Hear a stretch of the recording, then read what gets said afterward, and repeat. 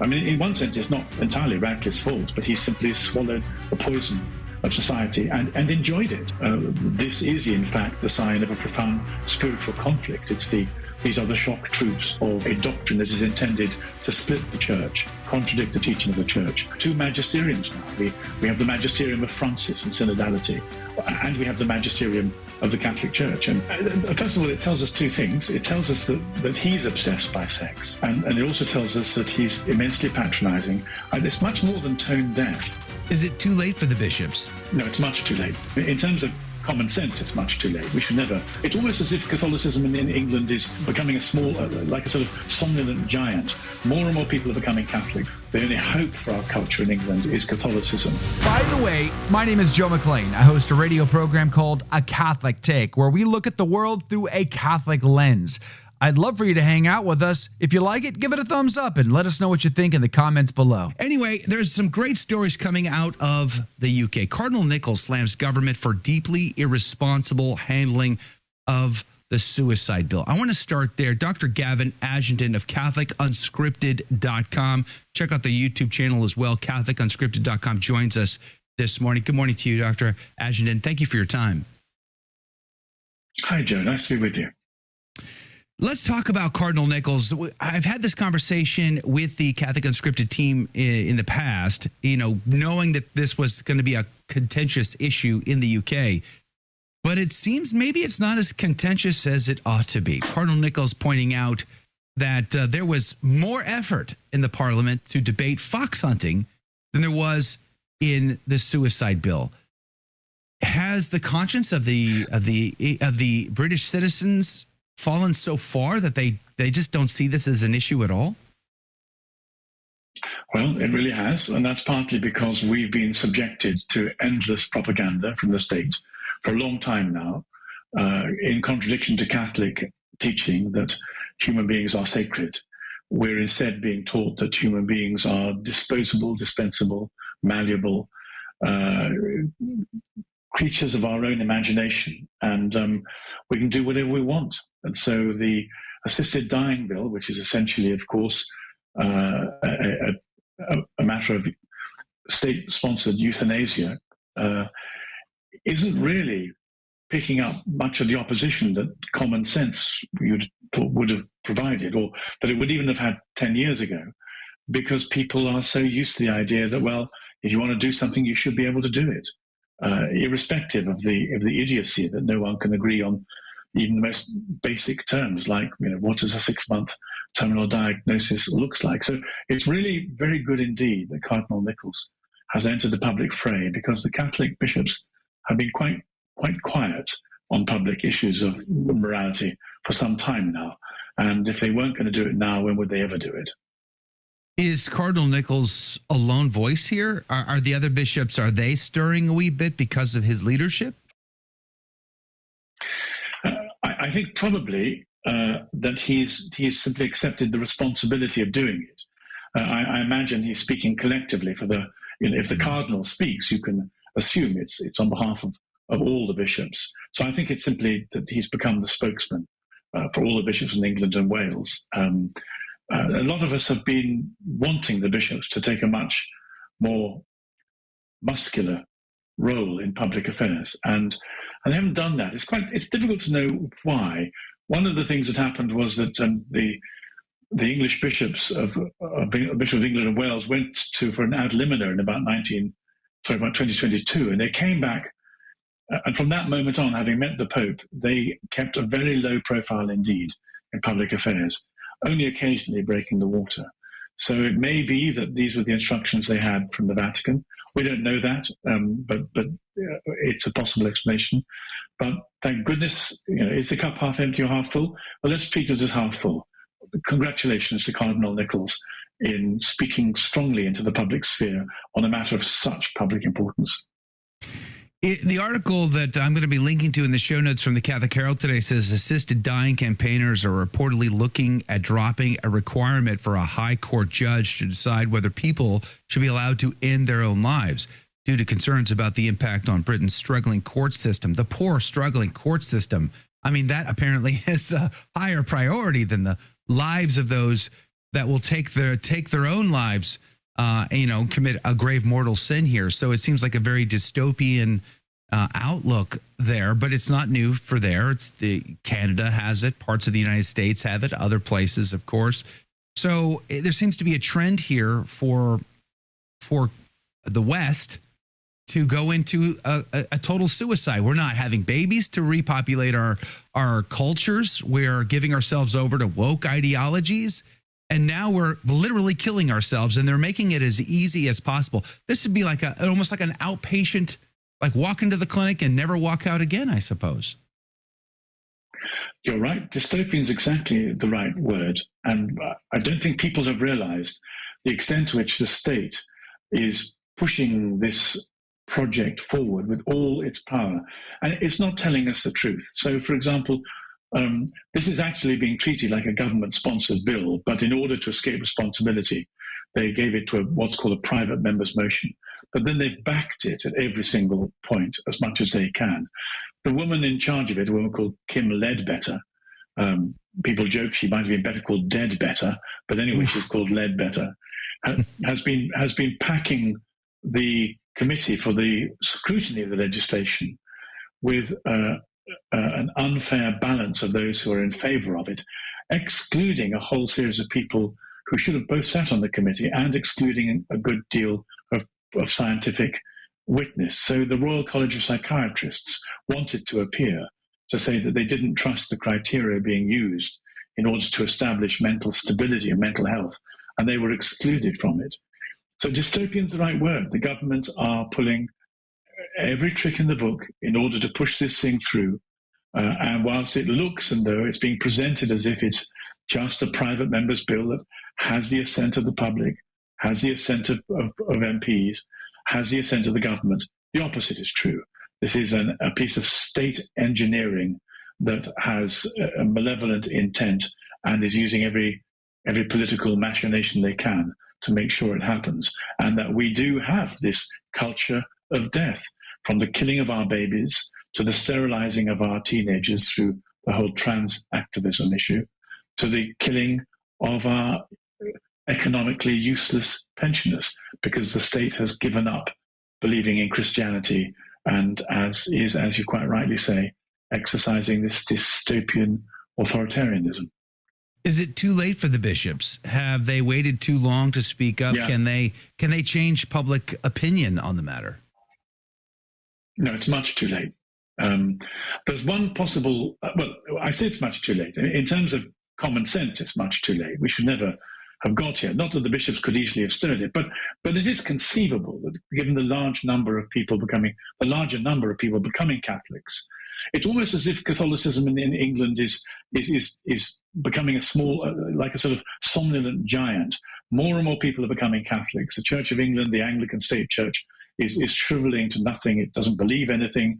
It has fewer and fewer people. The only hope for our culture in England is Catholicism. There's a kind of slow but sure stirring of the giant. But there's just the possibility that there are about 30 or 40 MPs who are in favour of this, whose minds might be changed when they see that this is not a real, transparent, democratic process it's being presented as. And they just might find themselves sufficiently mistrustful and cautious not to back it and set it through. Anything the bishops can do to develop that awareness is enormously valuable. Yes, it's too little, too late, but who knows whether or not it might not be pushed over the line by other factors coming together. You had a great article over at the Catholic Herald, Slavery, Open Borders in the Context of Love, begged the question, who is my neighbor? I'm going to link to it again in the show notes today. But it seems to me, and I'd love to get your take on this, is American politics influencing the debates in the UK? I mean, it sounds like J.D. Vance has certainly had an impact on the conversation over there. But what about Donald Trump's administration in general? Is that influencing the UK in any way? Well, enormously, but mainly by causing us all profound shock and apoplexy. I mean, if you look at the way in which the Democrats are behaving in the United States, suffering as they do from terminal Trump derangement syndrome, utterly incapable of grasping what's happening to them, but even more important, why it's happening to them. If you translate that into the European context, through the whole of Europe, but particularly in the United Kingdom, 80% of people are suffering from the same Trump derangement syndrome. They've been told now for years, and certainly all the time that Trump has been in the public space, that he's a bad, evil, lecherous, would-be Hitler buffoon. And they're having a great deal of trouble with this cognitive dissonance, looking at what's being reported, at least by much of the American media, which is having to report the facts. And they really don't know what to make of it. At one level, it's really quite funny, and I'm enjoying a honeymoon of hilarity. I laugh every single day with joy at the cleaning up that's taking place and the exposure of the lies and of the deep state. But I have to say that I'm surrounded by people who are just completely befuddled and don't get it. I really have no idea what's going on and can't find a way of handling it. Yesterday, I reported that in Ireland, outside of Dublin, they're building a massive facility just to house asylum seekers there. It seems like Ireland hasn't quite learned its lessons in all of this. Open borders is not an act of charity. Open borders drains the resources that are limited to begin with of the population that's native. Open borders allows for criminal activity and other issues that abuse the people that might provide that charity, and it's just simply lacking justice. I mean, you're allowing and perpetuating crimes that create other additional problems. Why do some of the most educated, brightest people in our Western governments can't seem to understand the basic logic that J.D. Vance seems to clearly communicate in a Fox News segment? Well, because we're in exactly the same position that you were when you had Biden. You had a lot of people who looked at the open border immigration policy, and a few of them raised their voices. The media shut them down instantly and ridiculed them, calling them fascists and xenophobes. You had exactly 4 years of this unstoppable propagandist ridiculing of anybody who dared to complain. And the fact is, it takes quite a lot of nerve to keep raising your voice in the name of common sense and truth when everyone around, when first of all the people around you are swallowing this dreadful propaganda, and secondly, you're not getting anywhere. And what's more frightening is you can't work out who's pulling the levers. You've just been discovering, thanks to Elon Musk, who's pulling the levers, at least not in the primary sense, but certainly in the secondary, tertiary sense. And you're astonished at the depth of depravity and the depth of the manipulation of the deep you've been on the receiving end of. Well, we're still there. No one's exposed it in Europe. We're just in the state that you were while Biden was still in power. And those of us who raise our voices saying this is outrageous, it's a death wish to our culture, we're ridiculed and slandered in the public space. We still continue to do it, but we're not having any effect. Jake and I weighed in on this yesterday with Cardinal Radcliffe, but I want to play this and get Dr. Ashenden's comments. Have a listen. It struck me that the challenge of talking about the Synod is rather like that of talking about sex with somebody who's just getting to puberty. When I was a young lad at my Benedictine school, I remember an elderly monk took me aside to give what they used to call the jaw, all about the birds and the bees and so on. For some reason, I thought he was talking about Winston Churchill.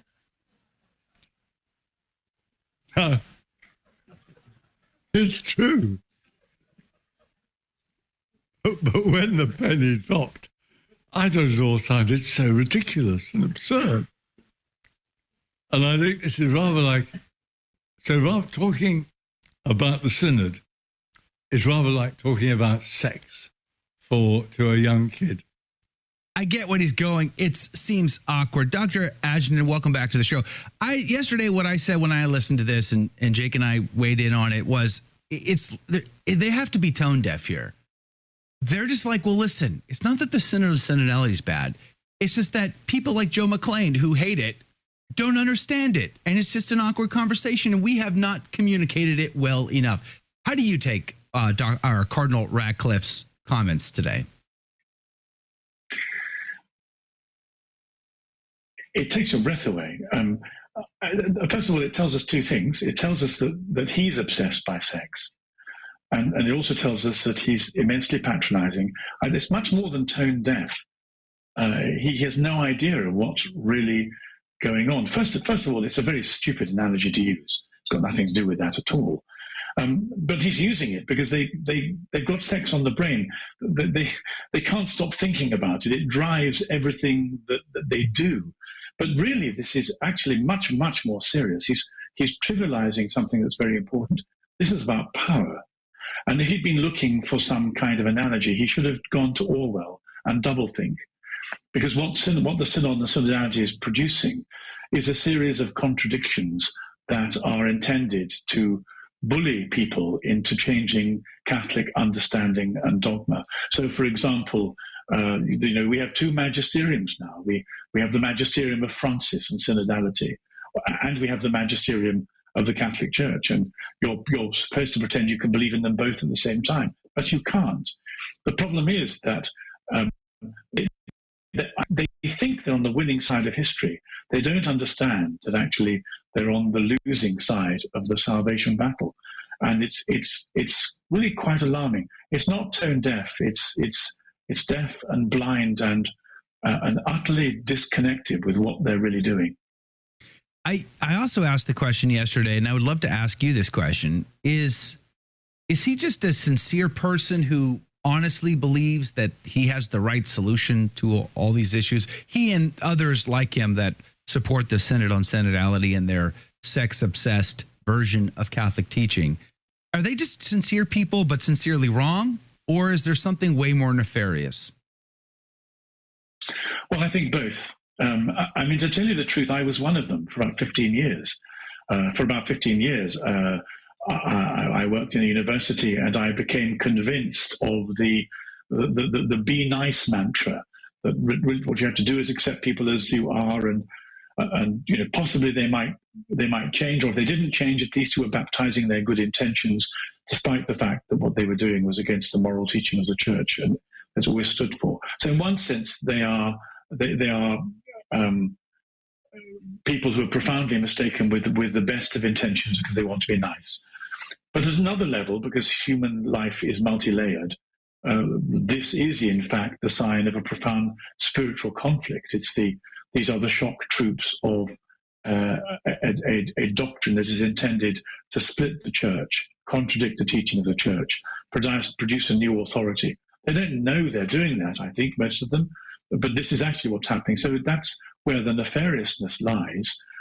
It's both nefarious and frighteningly, I don't want to use the word innocent, but unaware. It's a kind of juvenile sincerity of the lowest possible common denominator. And it's quite incredible to me how somebody can get to that age and be so full of patronizing pomposity and certainty that they're right, when everything that they're doing is actually set against the Gospels and 2,000 years of both teaching and the experience of holiness of the Church. How can they possibly be so blind and deaf?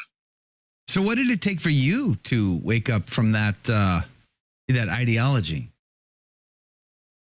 I was surprised because I was involved in the lives of some of the gay. I was an Anglican chaplain at a radical university in our most homosexually dominated city. And I discovered the reality of the subculture of the gay life. And amongst the lesbians, there was an enormous degree of instability and violence that's been documented by Scandinavian social scientists over the last 30 years, but is kept a profound secret from everybody else. And amongst the male gay community, I discovered a degree of rampant sexuality that again was hidden. And so, I mean, I remember someone came to me and said, "Hey, Dr. Ashenden, I'm in a stable, permanent, exclusive, faithful marriage with another gay man.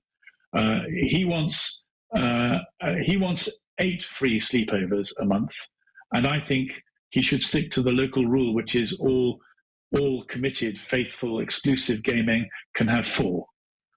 And I went, what? What? You got to follow the rules. You know what I'm saying? The rules are that you get 4 if you're faithful and exclusive and committed in the marriage. But he wants 8. Isn't that unreasonable? So I went around to discover that actually this really was the cultural norm. And then I had been completely bamboozled by what was in fact a lascivious and rampantly eroticized culture of do what you like, whereas the media and all polite society had said, but these people, they're just like straight people, only they're not straight. Everything else is identical. They deserve the same rights and privileges and respect. But actually, that when you looked at the depravity of the culture, that wasn't the case. So that then that made me aware of the cognitive dissonance, and I then began the long journey of revisiting the theological, psychological, philosophical presuppositions that led me to that place. I had to unwind them and then found myself back in the classic Christian position. A few minutes ago, you talked about the sort of the sex-obsessed mentality of people like Cardinal Radcliffe and many, many others that support the Synodality. Having been addicted to pornography and committed the mortal sin of abortion in my life, I can tell you, when you allow your brain to sit there and dwell on these perverted thoughts, it's a slippery slope that ends in total depravity. And so I see it on the homosexual perversion versus heterosexual perversion, same slope. It's just the same slope. At the end of the day, there's no beating back the disordered passions. They want to embrace these disordered passions rather than beat them back and subdue them, which our Lord commands us to do, does he not? Yes, that's exactly right. I mean, our passions are dangerous. There are many of them, but we live in a society that is addicted to sex. I mean, in one sense, it's not entirely Radcliffe's fault, but he simply swallowed the poison of society and enjoyed it, and continues to promote it. But everything within the Catholic spirituality warns us that this is a terribly dangerous path, and the only way is repentance, confession, and the sacraments. But they prefer the addiction. Did you like that video? It's okay. You can admit it. It's perfectly fine. Hey, we cover the big stories of our day, from inside the church to outside the church to all points in between, and we do it from a Catholic perspective. It's called A Catholic Take. It's a radio program Monday through Friday. We live stream it right here on this channel, by the way, so make sure to subscribe, like, and share. We would be very grateful to you. And don't forget, you're going to want to watch this video right here because you don't want to miss anything.